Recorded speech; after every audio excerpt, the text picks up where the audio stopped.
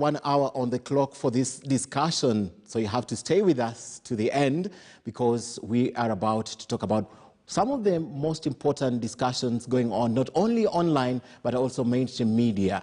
And particularly, the most important one now is every presidential candidate is looking at where to get a running mate. That discussion is not ending anytime soon, not until the running mates are all selected. But let's begin where we left. Javas Bigambo, policy and political analyst, and Dennis Nthumbi is also here, political analyst, to speak to us about all these issues. Gentlemen, welcome. Let's begin with the current quagmire Kenyans are facing. High fuel prices, a discussion that we've had time and again and yet again in the history of Kenya. Of course, they wouldn't have charged in the yesteryears much higher than they have done right now. But the first time, kerosene is going for more than 12 shillings. This is a very important commodity to so many households across the country. Super petrol at about 7 shillings and diesel at 7 shillings. It's a tragedy. And in a week or two, this cost, Javas, will have to be passed to the consumers. Well, I think we are living in one of the most frustrating times in Kenya's history, because year after year, life is becoming harder for Kenyans. The cost of living is skyrocketing, and of course, without hesitation, it is easy to know where to point the finger at, and that's at the government of the day. In fact, let's face it, that the cost of life has more than doubled from the time Jubilee government took power. And let's face it, it is true, it is a fact that we cannot run away from, that the pain of this high cost of living is being felt the most by the poor people. In fact, poor people in Kenya live the most expensive life than the rich people. We need to start examining too many things: our policies, the manner in which governance and the choices are made. And we must also realize that even though we, the people, must finance our government and projects and development by way of taxation, etc., it must not be paid through the nose. We must actually come to a point where we realize that over-taxation of the common citizen does not, in fact, in itself start development or make progress possible. Okay. Progress does not come from the wheels of inevitability. Progress comes from sensical appreciation of policies that should benefit the common man and not the rich people in the country. Dennis, the last 2 months or so, we've not had an increase. This is so sudden because you'd rather have done 3 shillings and another 3 shillings, another 1 shilling. But I'll take you back to that decision. They say that the regulator or the ministry or whoever is concerned has done away with subsidies. What informed this, and what is this subsidy? What are subsidies that they did away with to occasion this kind of a hike? Thank you very much, and good evening, viewers. I believe, Ken, this is exploitation, and that cannot be substantiated by any economic explanation whatsoever. It's wickedness in high places, and it's unbearable. And truly, transferring the greed of the government of the day to be borne by the people is what I call wickedness and exploitation. And I believe that, unfortunately, we have an assembly or a parliament that cannot defend its people. And honestly, I don't even know what it is that we can do to make sure that we run away from this exploitation. And one of the most unfortunate things is that, and I was talking to a friend of mine, and they seem to think that this is going to be borne, this is a burden and that is going to be borne on an injury, financial injury is going to be borne purely by those who drive. And I reminded them that fuel sits tragically within production, and therefore it affects the bread you buy and anything whatsoever that is consumable, and it impacts on the cost of life in many unbearable ways. Now, the unfortunate thing is that when you look at the taxation regime and exploitation within the fuel, oil and gas, you realize that they hike 10, they minus 2.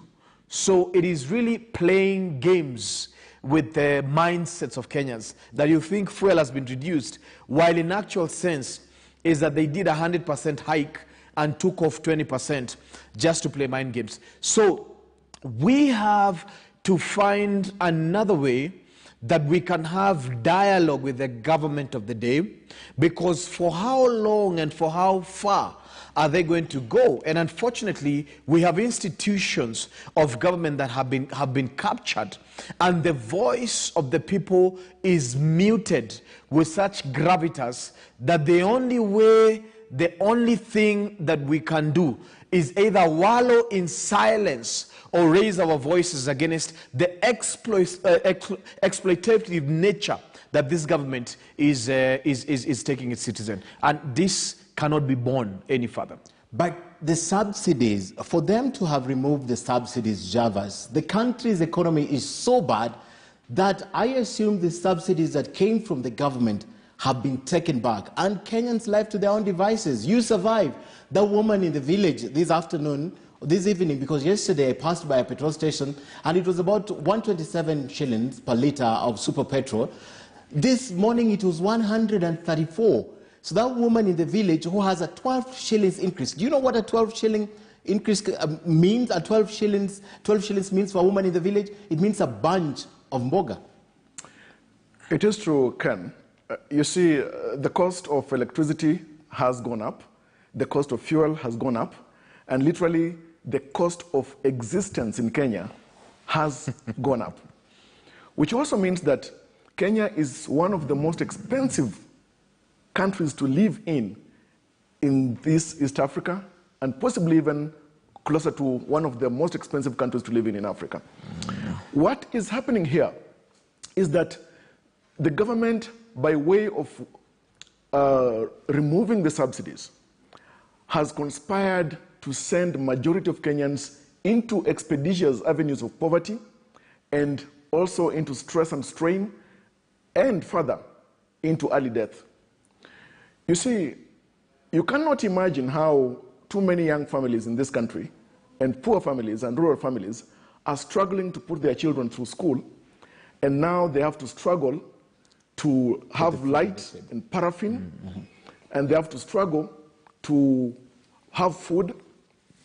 And now even border borders, the cost of fuel for them will be transferred as well to their passengers, vehicles as well.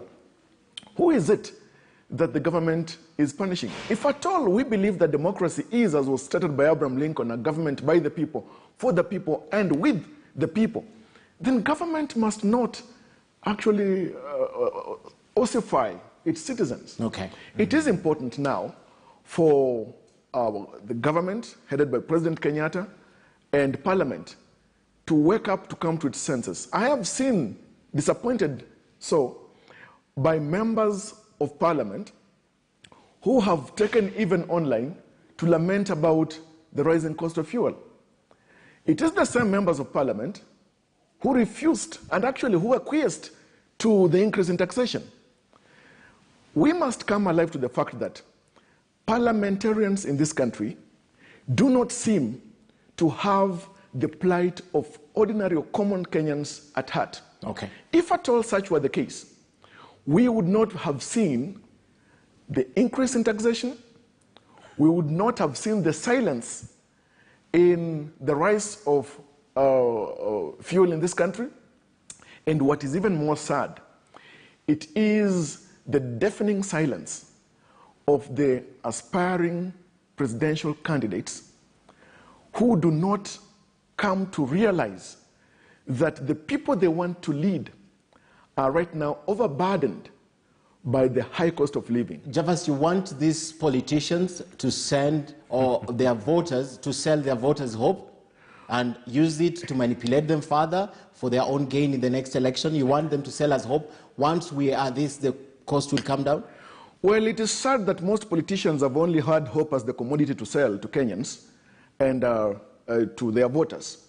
Right now, actually, it is going to be very difficult for any politician to sell hope. In fact, if there is any scarce commodity in the political economy of Kenya, it is hope. Okay. And so moving forward, yes, Kenyans must now look at the devil in the eye, call every sin as it is, tell these politicians that you have let us down.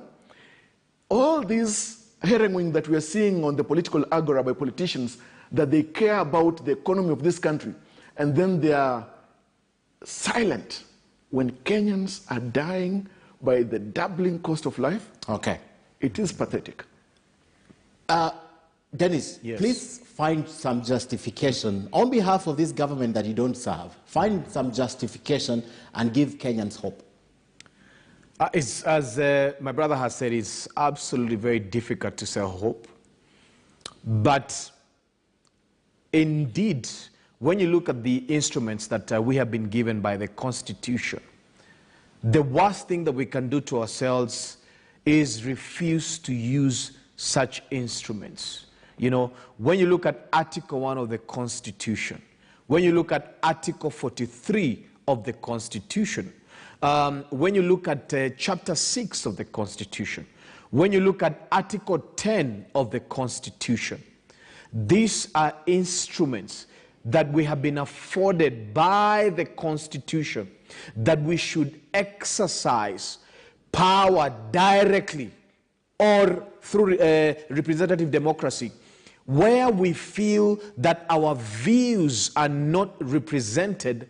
Then we can't sit and just wallow in some type of miasma and wait for death to catch up with us, you know, one way or the other. And suddenly, sometimes I wonder whether our hope can only be exercised after every 5 years, okay, or we can also exercise our hope before the 5 years are over. You know, that's difficult, because the members of parliament made it so difficult even to recall them before the 2 years, and even when you institute it in the 3rd year, it will not conclude until the 4th year. They have only 1 year to live, so no. But you know, one of the things that a member of parliament may never feel is the cost of living, the pain of the cost of living. I mean, because when everyone is begging them in the village for handouts because people are poor, they feel it. Exceptionally funded, their vehicles are fueled at the end of the day. You know, they would take debates into air-conditioned, you know, assemblies and whatever it is. Then they have the aura of power. Okay. And at the end of the day, one of the things that you may never find common in the village is your member of parliament or even the MCA. Okay. They have taken up to the city and hidden in plush hotels until some time, perhaps close to the 2022 elections. Then you will find them selling a commodity that they never exercised on your behalf in parliament. So with the rising cost of living, and with a government that has ignored the plight of the people, in a time that the pandemic has hit everyone, including their pockets, I think we need to sit and have a strong discussion and look at the instruments within our constitution that we can exercise, okay, and free ourselves from the stronghold of a government that feels nothing. Perhaps this government desires to be a government of the dead, and we can't allow that. Gentlemen, we have to move forward this discussion, and I'll take you to the IEBC now, where Juliana Cherera has been unanimously elected by the commissioners as the new vice chairperson. Mm-hmm. Well, the IEBC is now properly constituted. I know there's a push and pull, especially in the secretariat. Mm-hmm. Majani is still acting as the CEO, right? Because they don't have a substantive CEO. They don't. But ODM is very firm. I saw Wanga speaking, Honorable Wanga speaking, and she says they can't go to an election. They can't go to an election with Chebukati, and they want Chebukati out. They want Commissioner Boyamulu out, and of course Abdi Gulie. If you note something, these are the commissioners who survived after the other ones left. So they want them out totally. Javas, I'll begin with you. ODM, I mean, you can't be telling us all the time, you can't be proposing or making these calls all the time that the referee must go just near the election. Who changes the referee when it's the 11th hour? And that's what ODM wants, Javas. Well, political parties are supposed to be the fundamental pillars of a democracy such as ours. Kenya is a constitutional democracy. What is sad, and even more sadistic, is that political parties in Kenya have been actually the purveyors of helplessness in our democracy. Political parties have, instead of being institutions that build credibility of constitutional bodies that enable our democracy, they are doing exactly the opposite. It is very sad that if we look at the history of Kenya and the kind of challenges we've had in electioneering periods and even post-poll periods, post-poll malaise, fundamentally, of course, through the lenses of the 2007-2008 post-poll violence, we realize that our politicians either are deliberately choosing to refuse to learn from our history, or that they want to orchestrate national political anxieties from which there is so much benefit. You see, while I know very well that reports that were generated from the 2007-2008 post-poll violence are not legal documents, but they informed the kind of reforms, constitutional and political reforms that we've had. Listening keenly to the demands being made by ODM, I want to put it this way. One, that it has taken close to 4 years for IEBC to be properly constituted. Now, with the calls by ODM that these other commissioners, including Chairman Chebukati, should vacate office, and yet they are not raising any fundamental grounds of impropriety on the part of these commissioners, it could be a game of mischief. They are saying this commission, especially the chairman, presided over an election that was nullified by the Supreme Court. That's ground enough for the ODM party. You see, we must not sit and cast the darkness through and through. At times, lighting the candle is even more important. For ODM to make that demand, which is proper, that IEBC conducted an election that the Supreme Court in 2017 found to be, to some extent, irregular with the manner in which presidential results were handled and transmitted, and overturned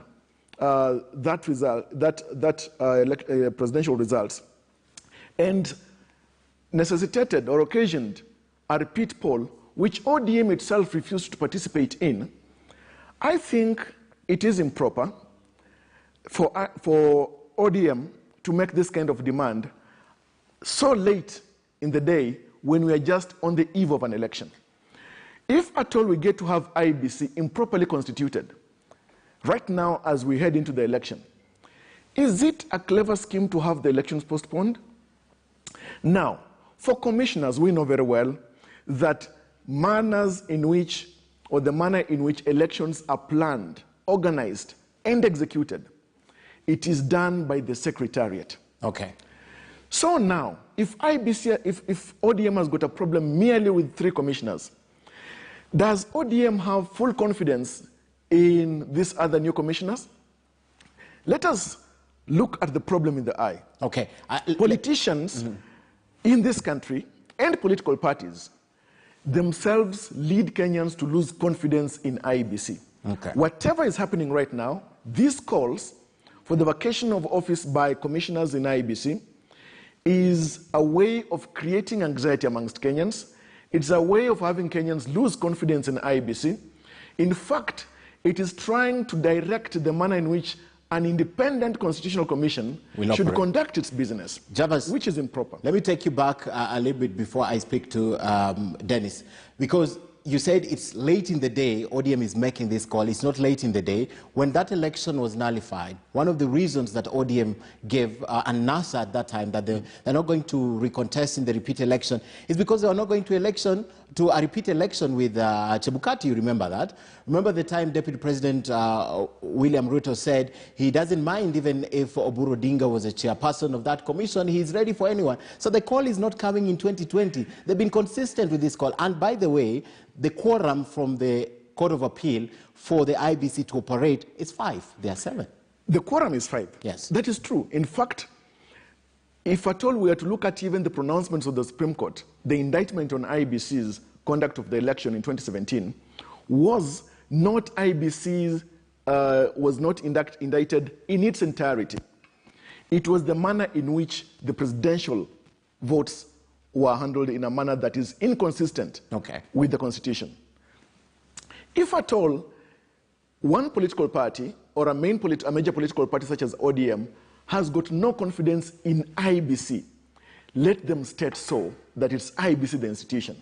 Not individuals? Not the individuals. Okay. Because if it's a question of the individuals, do these persons, these commissioners, conduct these elections or manage that institution as individuals, or upon taking the oath of office, then they have the constitutional mandate resting upon them? Okay.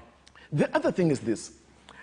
Are we really serious about having an election without anxiety? Will we ever have an election in this country that we're not pointing fingers at IEBC, at the elections body? Because if we look back in retrospect, every election in Kenya, there has been attempts to point fingers at the elections body. And we know very well that in the end, people have had issues with the elections outcome. Okay. Are we saying, for instance, like ODM is indicating, that we cannot go to an election with IEBC as constituted right now, headed by Chebukati, and that if at all we were to head to the election, then they would boycott that election? They boycotted the repeat election, NASA did, the election went forward. And I know, of course, ODM has got very able legal minds. If ODM alone were to boycott these elections, of course we know that the elections will have to proceed. As long as other actors, other players are playing. Okay. Are playing. Okay. But the other thing is this. Yes. I think, let us move to the higher ground. A solemn appeal would be for us to examine what is it with the character, for instance, of the specific commissioners, and ask ourselves, the Honorable, distinguished Honorable, Right Honorable Raila Odinga has worked closely with President Kenyatta the past 4 years. Of course, there was the 9-point agenda that later on led to matters BBI, and we know the kind of ashes that it has ended into. If it was true, sincere, and proper that the government of the day, Jubilee, and ODM, courtesy of Raila Odinga with the handshake of President Kenyatta, wanted to cause changes at the IEBC, they would have done it. They would have done it within the subsistence of the 4 years that have now lapsed. Okay. It is insincere, it is improper, okay, it is unnecessary to start causing the stirring up of elections body at this just time, a few months to the election. Dennis, some question. It's been a consistent call right from 2017 repeat elections, 26th of October. They said they're not going to go for that election. But I want to bring two aspects that are key here. First, that the only reason our elections are expensive is because of the mistrust. That's one of the reasons that IEBC has given. And secondly, Javas has mentioned something, that ODM is setting stage for anxiety. You agree, you disagree with him? I largely agree with Javas. I think one of the most unfortunate things that ODM has found themselves in is as a late entrant into the 22 elections. You remember that even though we would like to say that their call has been consistent, but consistency is in doing. And so you remember suddenly after the decisions that were made in the elections, their lack of participation, and then they had that narrative. But when the handshake happened, we don't see the traction, the traction towards IEBC as much as we should have. And therefore, even the fact that they courted BBI for a period of time, and BBI seems to have botched, and that has forced them to perhaps embark into the election pretty late in the day. And this is when they're discovering that indeed they need to address a matter that they used to address in 2017. And I think that's pretty late in the day. This is why it's late in the day. First of all, we might like to say that IEBC is properly constituted, but it is unfortunate enough that we are having new commissioners hardly a year into a hectic election. Number two, our election, part of the credibility that comes with IEBC is that our elections are largely devolved. So if you want to focus on the integrity of IEBC and the integrity of the election, then you have to focus on the conduct of returning officers back in the village, because that's where really the mining and the traction of numbers and whatever it is that there is, the proper infrastructure that would avail us an integrous election is within the polling stations. Okay. And that is the benefit that we have. So even if we would like to say that our elections are pretty expensive, yes, but it has also come as from an infrastructure of contending. The fact that we've had so many issues with elections, coming forth. You look at every cycle of elections, there's a lot of litigation that comes along. And therefore, to foolproof our elections, we've had to put one layer of something after another. But one of the things that we need to say is that there's a certain character that I think you have mentioned of ODM in terms of calling for the removal of specific things, specific persons within the electoral body.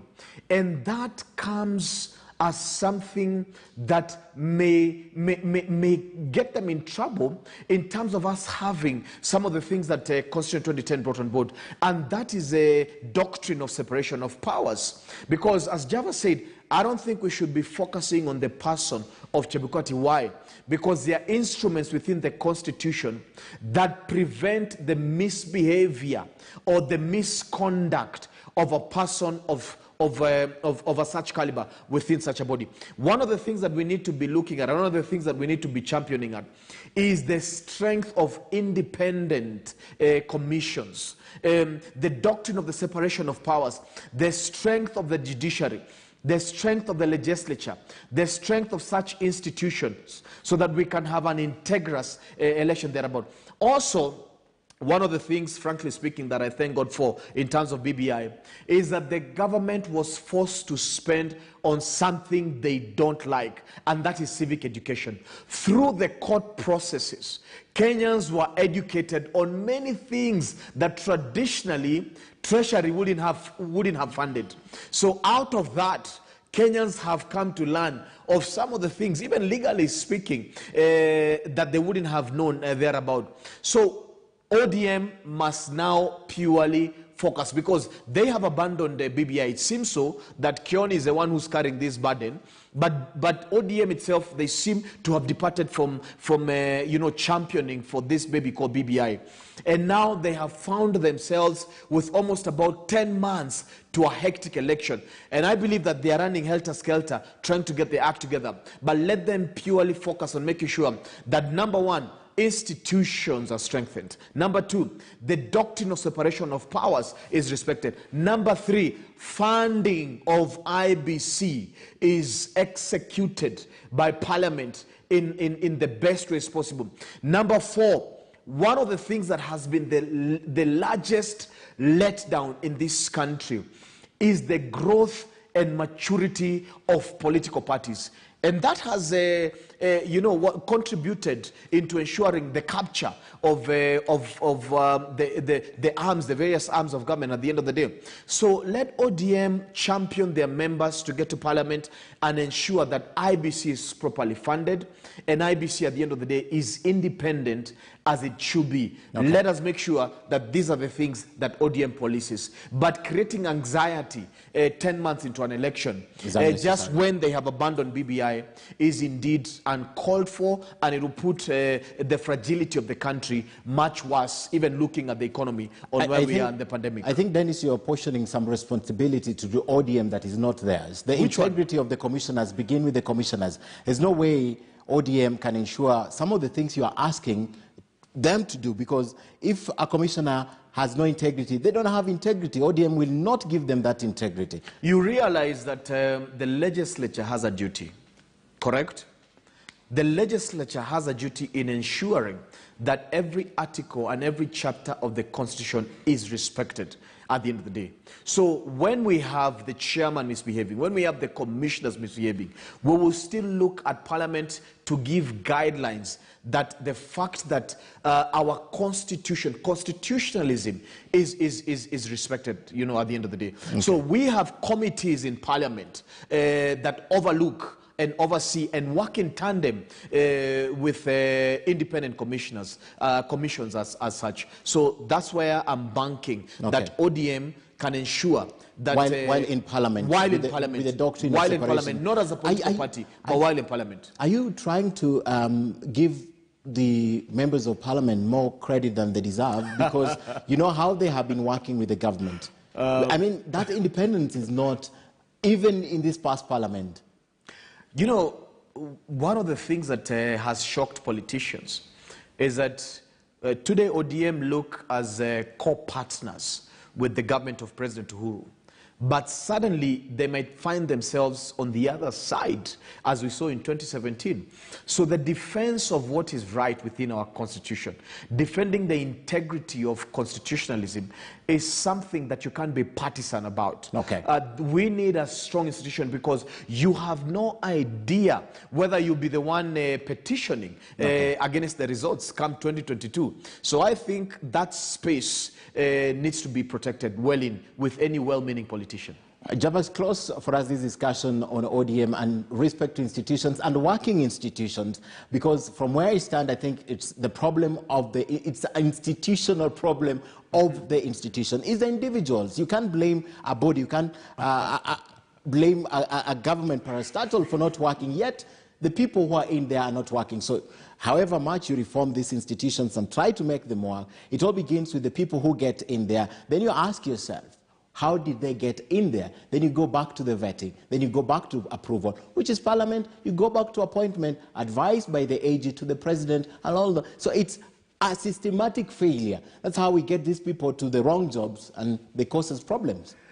Well, you see, the Constitution of Kenya 2010 is our Magna Carta, and it guides the manner in which we are governed in this country because we adopted it and gave it to ourselves.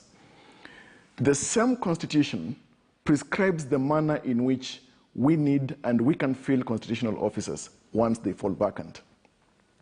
We know very well that members of Parliament played a critical role in having these commissioners in office. They, at the time, did not have any issue to do with the character, the leadership, integrity of these commissioners.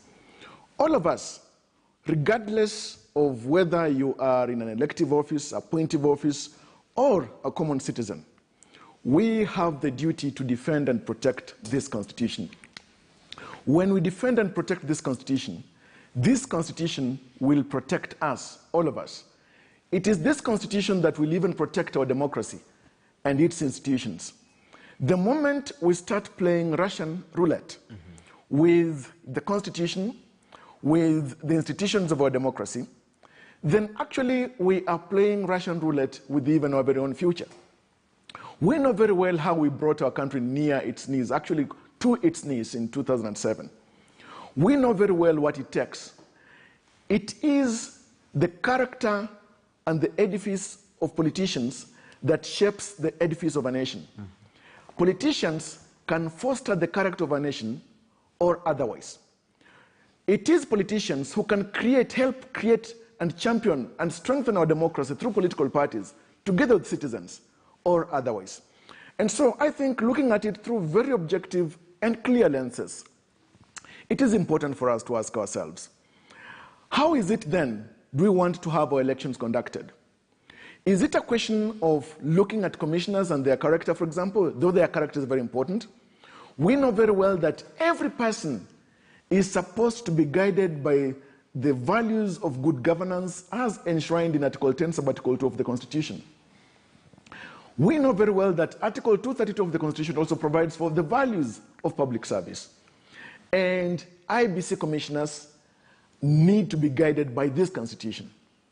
It is proper, therefore, then, that if at all ODM has got an issue, let us listen to them. Okay. But in this listening, it does not mean that we want and we should be parties in trying to stir up or scuttle an election. IEBC has already given the timetable for the 2022 elections. When we say that we want to destabilize it by having some of the commissioners out, we know very well that it has got its consequential effects. And these may have a bearing on how we prepare for these elections. Okay. We cannot also then have, even though it will still have the quorum, we cannot have new commissioners who are still wet behind the ears in how the commission operates to run the affairs of the country and preparation of the elections and head into that election. Okay. Not that we have got a doubt about their suitability, but there will be a bit of anxiety as to whether they are strongly and firmly footed to lead the country in preparing and overseeing that election. All right, gentlemen, we have to move forward with our discussion, and I want to take you now to the elephant in the room tonight, and this is the headache of all the presidential candidates. Where do we get our running mates? Everyone is looking up, everyone is facing Mount Kenya right now, or at least that's what we read, that's what we write, that everyone is facing Mount Kenya. One of the reasons it's vote rich, right? Second is because they enjoy the incumbency, and third is because probably they will not have a strong presidential candidate on the ballot, so we need these votes, you know. The IEBC says that they are going to register about 6 million new voters. The Central Kenya, which is just about 4-something million, probably 4.6 million votes right now, is the highest, followed by Rift Valley. Then we have Nyanza and Western in that order. But everyone now is clamoring. Now, the reason why this question is important is because of lessons we've learned in the last 4 years, how a deputy president and the president can work. So whoever is looking for a running mate is likely to make that consideration, or reading beyond. Dennis. Thank you. This is a very important question, and thank you for formulating it and letting us discuss it. Ken, one of the things that you have rightly said is that we have learnt our lessons in this country. One of the things that we have as Kenyans is many examples of how not to run government and how not to run an election. We have an expedient constitution that I believe globally is separate in terms of having an entire chapter that specifies how the conduct of whoever it is that we put in charge of government. Now, one of the things that we must never do, Ken, is get trapped into balkanization, regionalism, and the mistakes that we have consistently fallen upon of discussing about positions and regions. You understand? That would be such a grand mistake. And one of the things that I said earlier is that the reason why we take this road is because of exponentially weak political parties that come through strong movements, then they collapse to be private parties. And I keep on saying this, world over, when you see coalitions, pre-election pacts, and all that, it means that the existing parties are unable to meet the threshold of numbers that are specified in the Constitution, especially at the presidential level. Because then if they had the capacity to meet, then we wouldn't be discussing about getting a runmate from one region. What happens to the rest of the other regions? What will they think about when we have actually devolved power? When you look at Article 10 of the Constitution, 10.2, you realize that we can't run governance in that particular way. The aspect of equity will be lost. So what if you get a running mate from Central Province? Will they have a bigger allocation in terms of budget? What kind of representation does the deputy president bring on the table other than the fact of cohesion? Other than administrating functions within the presidency at the end of the day. And this is something that gets me very angry because it shows the premature nature of our politicians and our politics in this country. The Constitution is very clear, and the idealism is very clear, that we should be thinking about the welfare of every man, of every family, of every society, of a region, you know, that resources can follow them, and this is specified in the Constitution. It's not positions that will get us to this space. It is the diligence of practicing constitutionalism, respecting our laws, respecting the various articles and chapters that we have enshrined, looking at the spirit of the law and the letter of the law, and making sure that we execute that. It annoys me when Kenyans are dying of poverty and of disease. And when you look at our education sector, it's almost in tatters. What is actually, it's becoming a comedy of sorts every day when you have some funny assignments.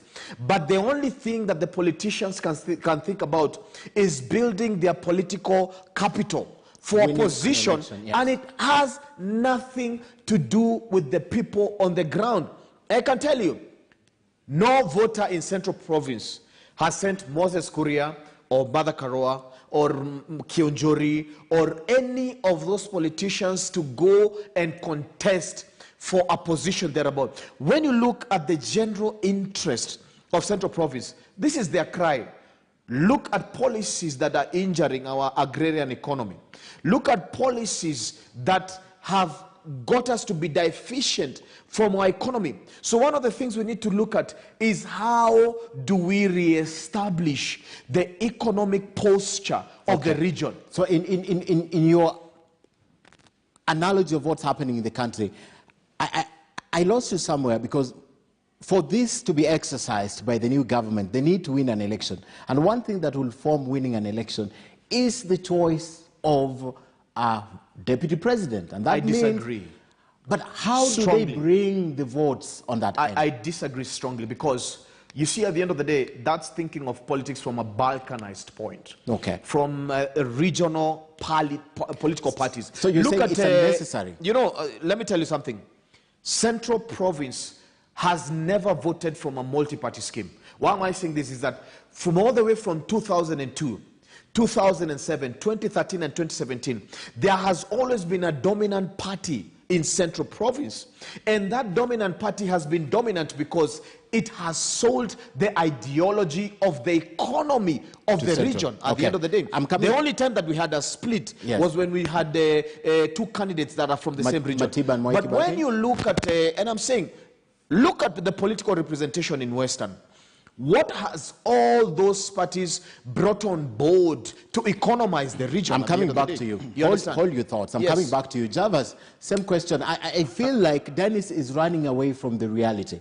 Because if there was no reality in terms of where do I get a running mate, what will that mean to my ticket as a presidential candidate? What will this running mate be bringing to the basket so that if we run together, we'll win the election? I think he's running away from that reality and taking it away from the politician, and he wants to give it to the people to look like the people don't care about who runs. And yet I think one of the major factors that will be considered in the next election is where are we voting and who are we voting for?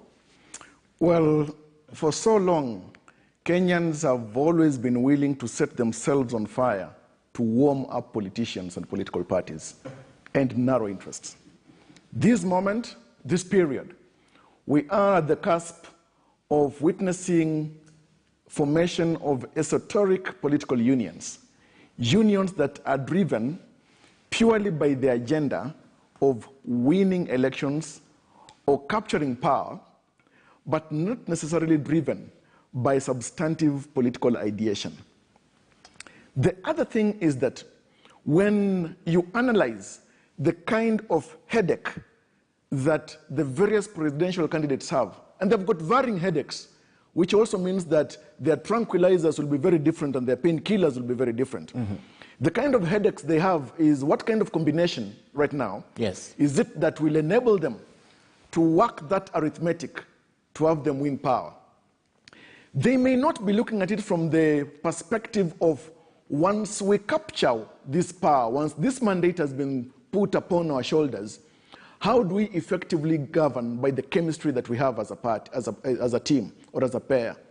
And takes me to the question that you asked, that looking at how President Kenyatta and Deputy President William Ruto have run the affairs of the Jubilee government for now 9 and almost a half years, is it possible that the next government will also potentially have a president and his deputy running the cause of politics the same way President Kenyatta and Deputy President William Ruto have run the course of politics, especially in this second term? It is possible, because our political parties and our politicians largely lack character. Okay. So right now they are looking at the tribal arithmetics. When you look at the vote-rich Central, most of them are looking at picking possibly a running mate from Central Kenya for purposes of wooing that entire block, harvesting that block for their votes. But what is limiting, what is disappointing, what is frustrating, what is bankrupt about most of these presidential candidates is this: that they are not looking at the capacity that the presidential candidate has, the ideas he has, the experience that he or she has, and then looking at what is it that having a running mate who has got other gifts, talents, and abilities that this presidential candidate does not have, and that combination then will foster a strengthened political union that would lead the country in terms of governance to the greater heights. The politicians, the presidential candidates, when you look at the schemes they are engaging in right now, they are not looking at the governance of Kenya per se. They are looking at mechanisms of winning the election. Okay. In 2013, general election, when President Kenyatta and Deputy President William Ruto, at the time only aspirants, came together, they did not come together on the strength, for example, of economic ideas of one candidate and foreign policy ideas of the running mate, etc., or experiential ideation in terms of governance that would spur the trajectory of a nation in governance and the economic growth to the greater heights. They came together, they were brought together by unique political odds. We remember the ICC. Yes. Right now, for example, look at the person of Raila Odinga.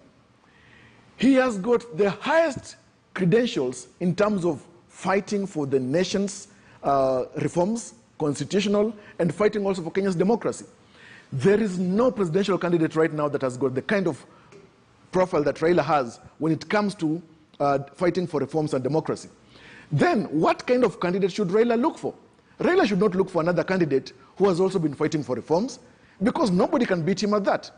Raila then should look for a candidate, a running mate, who will help him, yes, comb regions that he is incapable of combing, net those votes that he is incapable of netting, and also bring some kind of gift, political gifts and powers that will help him in governance in case he wins. Okay. On the part of DP William Ruto, for example, is a gifted politician, quite loquacious, an orator par excellence.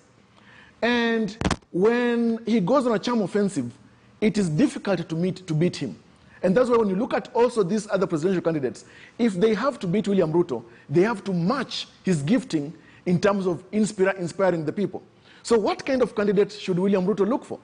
If William Ruto looks for a candidate that is like him, and in case they win power in 2022, they will not be able to govern, because they will be clashing on the platform of ambition and jostling for visibility. All of them love visibility, etc. William Ruto then should have or look for a candidate that has got unique talents, abilities, political, and even governance that he does not have. Okay. When you look at other candidates, for example, Musalia Mudavadi, in 2013, Honorable Musalia Mudavadi, when he was running for president, he picked Jeremiah Kioni. Honorable Musalia Mudavadi is a bit reserved. He is not comparable to Raila Odinga in terms of management of political crowds. He is not comparable to William Ruto, but he is likable, unique in his own way. And then he picked Honorable Kioni. Kioni himself is quite laid back and could not go out to fish or hunt for votes in a manner that would be beneficial to Musalia Mudavadi. Okay. So it's not just a question of picking somebody from Central Province. If at all it was so, then Honorable Kioni would have been very instrumental to Musalia in 2013, but he wasn't. Okay. And so even for Musalia Mudavadi, he doesn't just have to pick somebody from Central Kenya, for example. Okay. He must pick somebody from any other part of the country but that person who is likable, ambitious, go-getter, who complements his efforts. him. Okay. That's what they should be looking for. Let me but bring, yes. just to close it, yes. I think it is very unfortunate. Some of the remarks that have even been carried in the media about comments from one of the leaders from Central Kenya, Moses Kuria, when he said that, for example, they must demand a running mate who will become deputy president and 40% of the government. Yes. I mean, really, Central Kenya is not 40%. They are negotiating already. Yes, Javas. they are negotiating. Yes. But you see, much as Moses Kuria is a very clever politician, a schemer par excellence, but I think it offends the national goodwill and the fabric of our nation to make it or pronounce such himself as such, to create an impression that Central Kenya is uniquely important to Kenya, that the rest of Kenya and the rest of nobody can run and win the presidency without it. So looking at it that way, if at all Moses Kuria, for example, schemer as he is, wants 40% of government, does he also want to claim 40% of corruption? Does he want to claim 40% of the ills of our nation? Yeah. Does he want to have Central Kenya to claim and to have 40% of poverty in this country? I am sure he does not want. Okay. If at all we want to have a nation that is cohesive, then let us be balanced in the kind of demands that we put on the table for negotiation. Now I can bring back the debate because you've really steered it to the path that most people have been speaking about. Right now, Dennis, what all these presidential candidates, and we can count all of them, from Deputy President William Ruto, who has declared. We have Musalia Mudavadi, who's declared in Oka, Kalonzo Musyoka, who's declared in Oka. We have Governor Mwangi wa Iria, who's declared also, and we have Jimmy Wanjigi, who has also declared presidency. We know Raila's name is coming soon because he's campaigning, although ODM tells us he has not said he wants to be president. But let me bring now the conversation to the right place. These candidates want the first thing to win the election before they start thinking of bettering the lives of Kenyans. You won't tell me that you are going to pick the least out of the best because you only care about Kenyans and you don't care about winning that election. So if we bring the debate back to you now, the considerations being made, is it driving Kenya to the right place, as Javas has put it, or we are going to get lost because of the greed, once again, of the politician? And what is the greed? The greed is to win that election. Ken, thank you very much, but I refuse to be boxed within that process or thought process. Absolutely. And because my argument is factual, and let me put it properly in line. You remember that the campaign that Jubilee ran was not about having a Kikuyu and a Kalenjin, or Kikuyu president and a Kalenjin vice president. Which campaign, 2013 or 2017? 2017. Let's first of all start at 2017. Why didn't you start at 2013, the dynamics in 2013? Well, we can start with that dynamics, yes, but allow me just to come close home. Okay. All right? They campaigned on the principles of ideologies. They gave us the Big Four agenda. What we will remember Jubilee government for was for Big Four. And Big Four had nothing to do with regionalism at the end of the day. And I'll get to the numbers part because I know you're waiting for me there. The campaign was never based on Kikuyu and Kalenjin. It was not about two tribes. It was not about marshalling, regions to bring votes on board. Their strongest campaign was based on the fact that we will deliver the Big Four agenda. So that was ideas. We will not remember President Uhuru Kenyatta as the president for Kikuyus only. We will not remember Deputy President William Ruto as the Kalenjin or the president for the Deputy President for the Kalenjins only. We will remember them for the successes and the failures of the Big Four. That is the measure and the yardstick that we'll remember them for. So the politics in this country moved a long time ago from the concept of regionalism to the concept of tribalism to the ideas at the end of the day. And that's why the principal idea right now, even though some people are trying to shift it to a running mate, something that I call, gravely inconsequential. The conversation right now is about the economy. the economy. The gravity of the pain of every Kenyan, the gravity of the pain of every mother, of every father, of the person who is breathing their last in hospital, is whether they can afford anything whatsoever, including oxygen in this country. Okay. So therefore, the conversation is moving from regionalism. And let me tell you what, the ideologies of Mtuwetu died. Because Mtuwetu has never delivered even diapers to their tribe. Tribe has never delivered anything in this country, Ken. And to be very honest, sloganeering is dead. The concept of tribalism at the end of the day is dead. Okay. That politicians used to use that as capital. It is an ancient tactic that even when you're called out for corruption, you say that our tribe is being targeted. Our tribe what? When we were eating, I don't remember my grandmother, who is a Kikuyu, as being president in this country at the end of the day. Okay. I don't remember her eating any proceeds of corruption. I don't remember her driving a Mercedes-Benz in the village because at the end of the day, from COVID billionaires, there has been some money that has trickled down to the village. No, sir.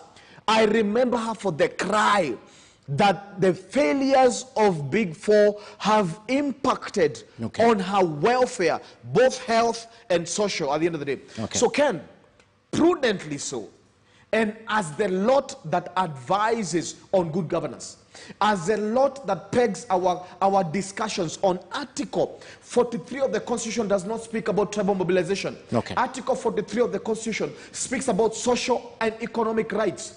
Article 10.2 of the Constitution speaks about the values, the national values and principles of good governance in this country. Article 1 of the Constitution puts Kenyans before the executive arm, before judiciary, I think before that. What I'm saying, Ken, is that Kenyans are listening. Okay. Kenyans are not interested in someone who's going to say, I am a Kikuyu, give me your vote. The conversation that they will have right there is so what? And let me tell you why. Let me give you evidence. We are running out of time, we are so running make it out quick. of time, but I'll give you evidence. Yes. You know that the president has been having problems in central Kenya. Why is that so? If the politics in this country then are tribally mobilized, why is he having difficulty in central Kenya? Okay. We need to ask us this question. With all the resources that he has and with everything possible that he has, even, Raila, who's looking as a person who is going to succeed the president, and we're discussing about succession rather than transition, and the person who's going to give the presidency perhaps the right of the third term in governance at the end of the day. The conversation right now, Ken, has changed. In a pandemic, Kenyans cannot be discussing tribal politics that cannot even deliver for them diapers or even oxygen back in the village when our grandmothers are losing their lives. I see you want to speak. I'll give you a minute. We have to do the video of the week, Javas, and we still have to show Kenyans what's in the newspaper tomorrow. My brother Nthumbi is speaking well, but he has taken a quick flight into the skies. But that flight has got to come down to the ground at the end of the day. It's on the ground. I'm talking about this ground is about the realities in Kenya's political cosmos. And this reality is that there must be a balance between ideas. And of course, in terms of politics, winning is about arithmetics. In Kenya, these arithmetics, sadly, unfortunately, is around tribes, unfortunately. In 2013, in 2017, we had President Kenyatta and the Deputy President William Ruto, very smart snake oil merchants who were able to take ice and move with it to sell to the sun. Because if it's a question of just ideas, then we would have seen these ideas translating into practical issues and transforming the lives of Kenyans. While they campaigned around the ideas of the Big Four agenda, coming just from the failure of Galana Kulalu in the first term, and yet had the courage to have food security as one of the principal issues to deliver in the second term. Today, we have got hundreds of thousands of Kenyans who are starving to death. We have not seen any seriousness on the part of delivering on food security in Kenya today by the Jubilee administration. We have not seen Kenyans managing their health, yet we know that health and access to health is one of the key issues in the Big Four agenda. So while ideas are very important, Kenyans must come to a point where we start examining the reality and the practicality of these ideas. Because the particularity with which politicians speak about these ideas when they are campaigning is not the particularity with which they govern, because Jubilee has just demonstrated. I hear even some presidential candidates speak about different kinds of economic models. Some are even talking about something called green gold to do with agriculture. You cannot talk about that when we are not factoring in issues to do with agriculture, value addition, value chain, and industrialization. Okay. Because if at all we have to achieve these things, it must not be a question of having economic models that are just mere sound bites that cannot actually be actuated and transform the lives of Kenyans. And that is why it is a question of examining all these models, all these ideas by the presidential candidates, practically and truthfully, because most of them are very eloquent and poetic. But when it comes to governance, governance is done by prose, not by poetry. Gentlemen, if we proceed with this discussion, I see ourselves going to midnight. So let's take a look at our video of the week, gentlemen, because it's the first time of the show. We usually have a video of the week, something that we pick out of what's trending and what's most spoken about, and of course, what's making headlines. So let's talk about what's happening in Laikipia in our video of the week. Tunaathiriwa na mambo ya insecurity hapa Laikipia. Tumeona hawa wameletewa chakula, wameletewa maji. Hatujaona serikali ya Kenya ikilete maji kuletea mfugaji. Hatujaona serikali ya Kenya ikilete nyasi kwa hiyo ng'ombe. Good. Lakini tumeona Wakenya wote wengine wanaletewa chakula. Right, very interesting video of the week. The government is taking food and there's no water for the animals because that's the source of that, water and pasture. Let's take a look at what's in the dailies tomorrow, and that's the Ball newspaper before we end for tonight. Is it up? All right. The Standard, the Ball newspaper tomorrow. The headline, Bishops dash to save last of Uhuru Ruto ties. The Catholic bishops are offering to mediate to salvage the relationship between the president and the deputy, which everyone admits it's gone south. The other story that we're running with tomorrow, we're talking about former sports CS, Hassan Wario, who was found guilty of 42 million Rio during the Olympics in 2016 scam. And the CBK boss is issuing a red alert over debt. That story also on page 26. And the IEBC that we spoke about, the rise from the teacher to IEBC vice chairperson. Of course, she worked for the county of Mombasa. And don't forget that we hosted the Speaker of the National Assembly today. That's Justin Muturi. And he talked about the purge on Ruto's House allies as dictatorial. He said the political parties are dictatorial in parliament. Now that's what we have in the dailies tomorrow. Please grab your copy of the Bold newspaper because only the bold speak the truth. Tomorrow, Thursday, is Crossfire Friday, Crossfire Thursday, and my colleague will be here. That's Akisa Wandera, with yet another exciting panel to talk about the issues of the day. Gentlemen, I am sorry we don't have time to talk about this, but my producer is promising we'll get a next time because we are out of time. Have a good night. Thanks for watching. My name is Ken Mijungu. Judy Kihumba has been our sign language interpreter. We'll have another time for this discussion. Have a good night.